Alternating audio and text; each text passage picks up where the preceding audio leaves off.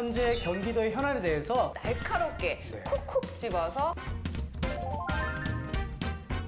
지역 화폐 관련 조례입니다. 보이스 피싱 차단 기능을 거기다 넣었어요. 학교 문제입니다. 수요 예측 너무 잘못되고 있는 것 아닌가. 그 이전에라도 중학교를 신설하자. 골드라인 문제인데요.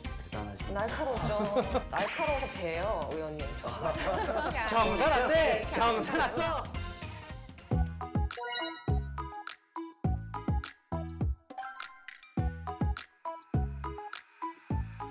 안녕하세요. 대단한 경사의 MC 김대성입니다. 네, 대단한 경사의 진행을 맡은 김소영입니다. 반갑습니다. 네, 반갑습니다. 반갑습니다. 네. 자, 우선 저희 프로그램 대단한 경사에 대해서 좀 소개해 드려야 될 것 같습니다. 네네, 그렇습니다. 대단한 경사는요, 현재 경기도의 현안에 대해서 경기도의회 의원들이 직접 이야기를 들려주시는 그런 프로그램입니다. 네, 그런데 네. 저희가 그냥 이렇게 물어보는 건 아니고요. 아주 날카롭게 네. 콕콕 집어서 저희가 알려드리도록 하겠습니다. 그렇습니다. 또 아무래도 이 다양한 이야기를 네. 듣기 위한 그런 프로그램이다 보니까 네. 제가 가지고 있는 지식만으로는 아주 되게 조금 많이 알고 계신 줄 알았는데. 많이 알고 있는데 되게 조금 부족하거든요. 조금, 되게- 아주 조금. 네, 어리틀. 네, 어리틀 부족해서. 그래가지고 네네. 약간 도움을 청했습니다. 아. 굉장히 특별한 분을 모셨습니다. 네, 어떤 분이 네네네네. 나오셨을까요? LG 헬로비전 김포 지부에서 네. 굉장한 미모를 담당하고 계신 미모를 담당하고 계신 여신 이세진 기자님을 모셨습니다. 반갑습니다. 네, 안녕하세요. 여신은 아니지만 지식 조금 더 덧붙이러 온 이세진 기자입니다. 그럼 오늘 이야기를 들려주실 의원님을 한번 모셔보도록 하겠습니다. 현재 경기도 의회의 경제노동위원회 위원이신 홍홍길 의원님 모셨습니다. 안녕하세요. 안녕하세요. 반갑습니다. 반갑습니다. 사우동, 고천호, 풍무동을 지역구로 두고 있는 경기도의원 홍원길입니다. 고맙습니다. 반갑습니다. 반갑습니다.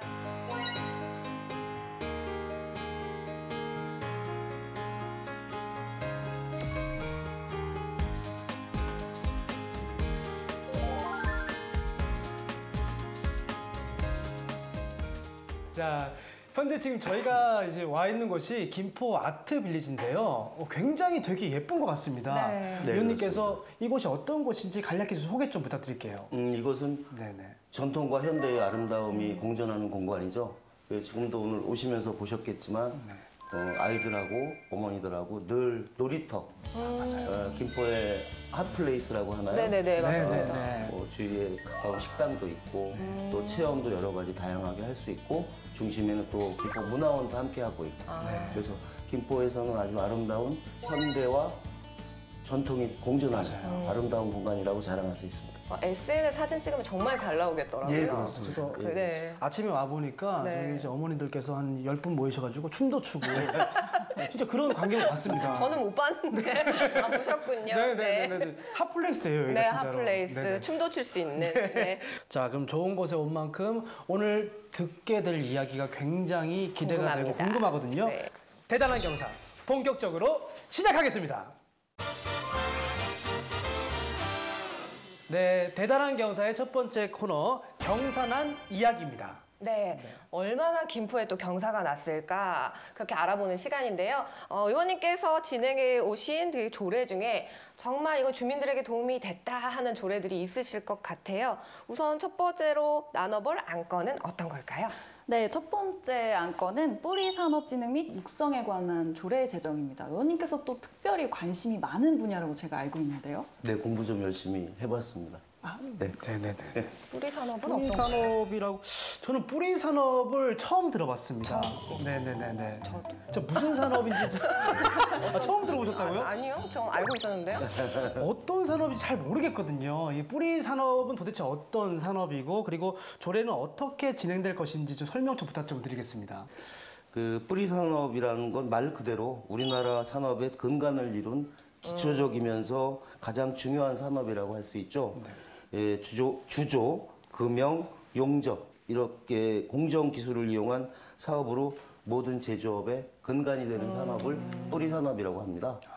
그런데 이제 산업이 정체되고 지금 사라져가는 현실이거든요. 그렇죠. 그래서 이제 뿌리 산업 범위에다가 금속 소재 중심의 6대 공정 기술에 한정하지 않고 차세대 공정 기술 등을 추가로 확대해서 뿌리 기업의 첨단화, 자동화 및 친환경적 기업으로 전환할 수 있도록 사업 근거를 마련하고자 경기도 뿌리산업진흥 및 육성에 관한 조례를 제정하게 되었고요.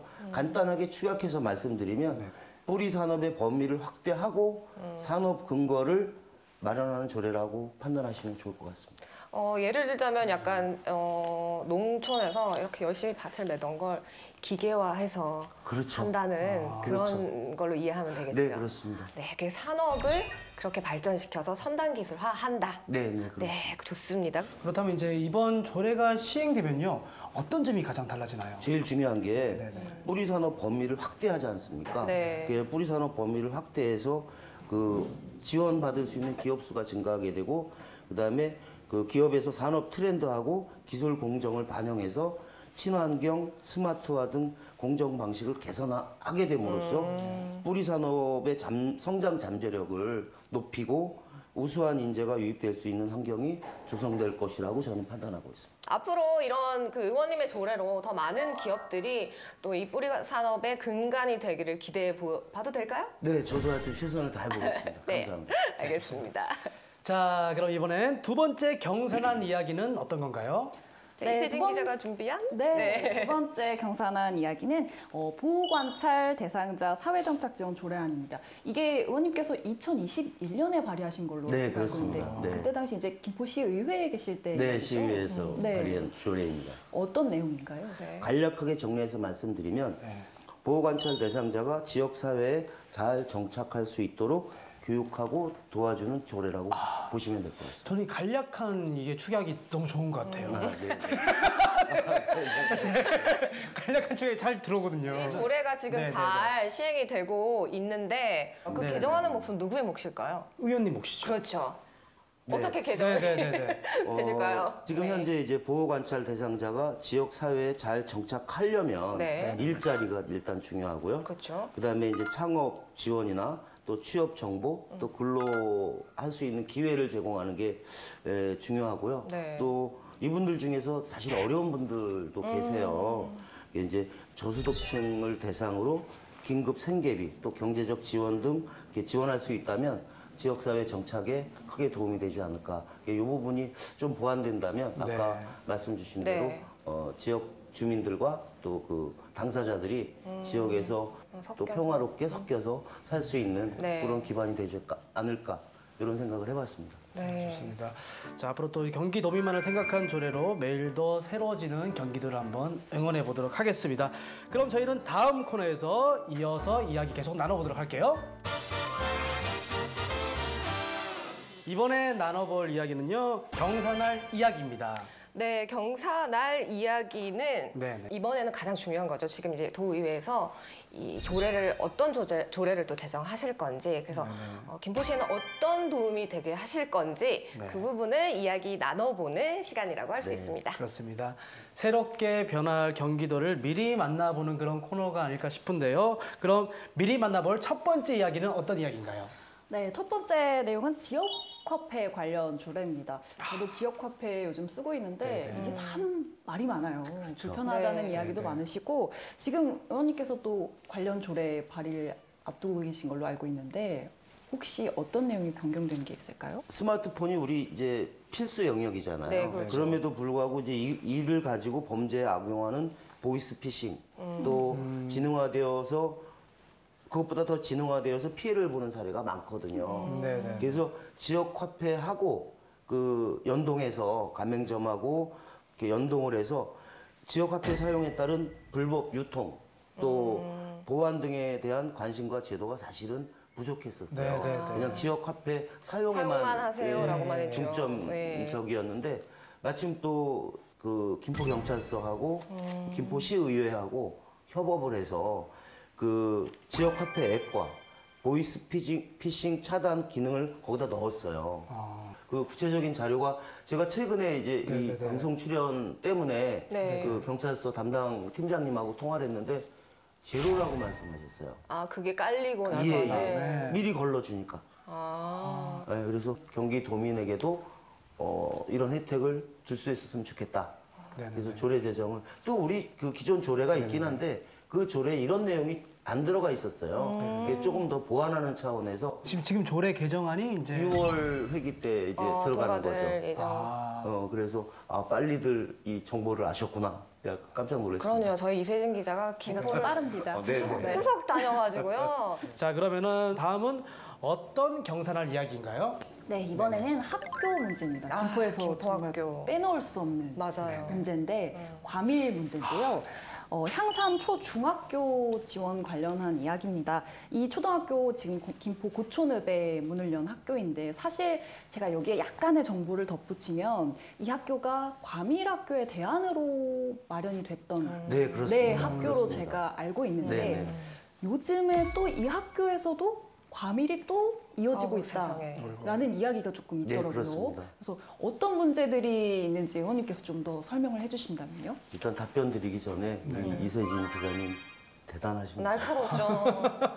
대단하십니다. 날카롭다니까요. 저 날카로워서 배요, 의원님. 조심하세요. 항상 조심하세요. 이게 도시개발 사업이라는 게 그렇지 않습니까? 뭐 계획대로 딱딱딱 진행이 되면 학교 교육도 수급에 문제가 없어요. 그런데 지금 잘 아시다시피 향산 초중학교는 그 앞에 시내폴리스 개발하고 네, 또 향산 2지구 개발하고 이렇게 엮여 있는 상황이었거든요. 세 개가 우리 계획대로 동시에 개발이 됐다면 이런 문제가 없죠. 그때 아까 이세진 기자 언급하셨지만 그래서 초중 복합학교가 생긴 거잖아요. 그럼에도 불구하고 지금 인구 유입이 늘어나면서 초, 중 분리 이제 여론이 학부모들 사이에서 이제 형성되기 그럴 것 시작했고 같아요. 그 문제점이 이제 과밀. 그다음에 이제 아이들 급식 문제. 이제 유, 초, 중이 같이 있으니까 급식의 종류가 다르거든요. 네, 그렇죠. 그 조리 종사원들께서는 예를 들어서 초등학교 하나다. 그러면 단 거기에 한 맞추면. 가지의 식사만 제공하면 되는데 세 가지의 식사가 돼야 되잖아요. 그러니까 조리 종사원들도 힘드시고 그렇구나. 또 아이들 뭐 언론에서 얼핏 제가 본 사항은 식사하는데 뭐 2시간이 걸렸다. 네. 뭐 맞아요. 이런 얘기도 들으셨잖아요. 그래서 지금 이게 아주 심각한 문제예요. 그래서 지금 이 문제점을 가지고 이제 같이 한번 토론을 한번 해보겠습니다. 네, 근데 정말 간단히 생각하면 학교를 더 지으면 되는 거 아닐까요? 그렇죠. 네. 그렇죠. 그쵸.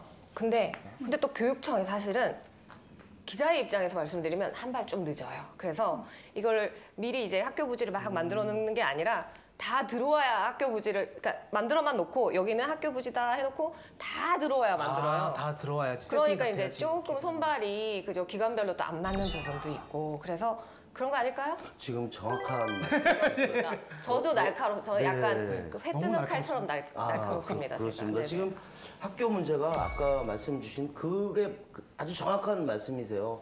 행정하고 시스템이 못 따라가는 거죠. 그러니까 어제 저희들도 이제 그 교육청에서 회의를 했는데 뭐 그 내용도 포함이 돼서 얘기가 됐었어요. 예.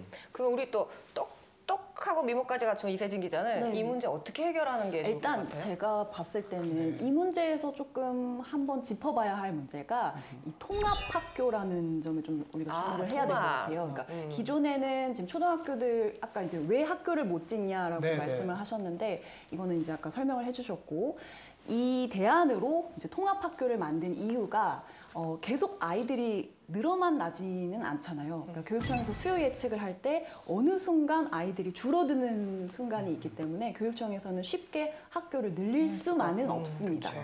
그런데 이제 통합학교의 경우에는 나중에 아이들이 줄어들었을 때 이제 뭐 중학교와 초등학교를 같이 병합해가지고 활용할 수 있는 그런 활용도가 또 높은 장점이 있었기 때문에 좀 추진이 됐었던 거고 그래서 이제 고촌에도 지금 향산 초중학교가 좀 그래도 들어올 수 있었던 이유가 이렇게 초등학교와 중학교를 같이 활용할 수 있다는 점에서 들어왔던 것인데 또 이것도 과밀이 된다라고 했을 때에는 사실 수요 예측이 너무 잘못되고 있는 것 아닌가라는 점을 좀 볼 수 있는 거고. 그럼 초중고를 통합하면 안 될까요?